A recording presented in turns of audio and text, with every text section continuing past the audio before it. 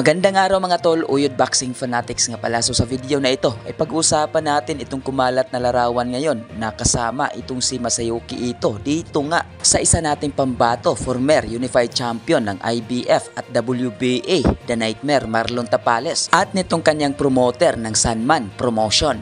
Dahil kailangan nga nitong si Masayuki Ito, TBP Promotion, na dumalo dito nga sa kaganapan mamaya na Combate 16. Dahil sa mga hindi nakakaalam ay kasangga po itong TBP Promotion dito nga sa Sanman Promotion upang matulungan itong ating mandirigmang boxer sa Pilipinas, partikular nga dito sa ating mga fighters sa Pilipinas na may potensyal na magiging world champion balang araw. So saludo tayo dito sa TBP Promotion Masayuki Ito sa kanyang pagtulong dito sa ating mga kababayang boksingero. Dahil malungkot man na isipin, pero tanggapin natin ang katotohanan na hindi talaga kaya ng mga promoter sa Pilipinas na tulungan itong ating mga potensyal na mga fighters sa ating bansa. So umasa nga tayo mga ka-Uyod Boxing Fanatics na hindi lang itong si Cuadro Alas Casimero ang matulungan ni Masayuki Ito.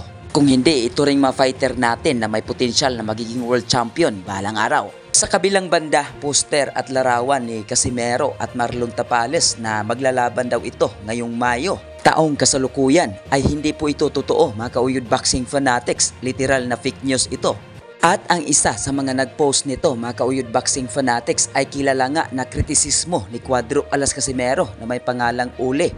Na kumalat na nga ito hindi lang po sa bansang Pilipinas kundi literal dito sa bansang Japan. At kung inyong napansin mga ka-Uyod Boxing Fanatics, sa unang poster na kanyang ginawa ay matanda ang mukha ni Cuadro Alas Casimero. At sa mga hindi nakakaalam ay itong si Uli ay siya ring nag-post na na-cancel daw itong TG Duhine at Casimero na maglalaban sana na-cancel daw dahil sa kanyang kapatid na si Coach Jason Casimero. At alam naman natin na hindi ito totoo. Dahil mismong itong manager na nga ni TG Duhine ang isa sa mga nag-react sa post na ito na walang nangyaring agreement sa pagitan nga dito sa TBP Promotion at dito sa kampo ni TG Duhine. So literal na fake news ito mga ka-Uyod Boxing Fanatics. At kung isa ka sa napaisip na bakit kasama itong si Marlon Tapales at si Masayuki Ito at itong kanyang manager sa Sanman Promotion, ay wag na tayong magtaka dahil pareho itong dumalo sa kaganapan bukas dito nga sa Combate 16. At aasahan rin natin na makikita itong si Marlon Tapales at si Cuadro Alas Casimero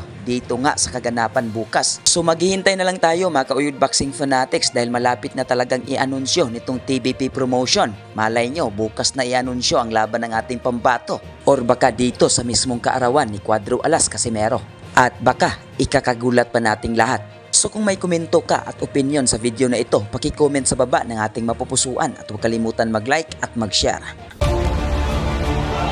Oh, Casimero got him. He's got him with a body now. He's given it. He's got him with a body shot, was it? No. And he's in trouble. It's all over the place. He's in real trouble. He's got to buy some time here and make Casimero miss.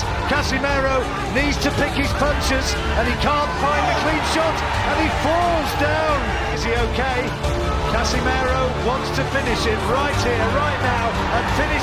Yo! Cuadro Alas 3-time world champion ng angas ng Pinas, Batang Ormoc, Jonrel Casimero. Guys, kung bago lang kayo sa YouTube channel na to, Uyod Boxing Fanatics, so ano pa hinintay nyo? Mag-subscribe na! Let's go!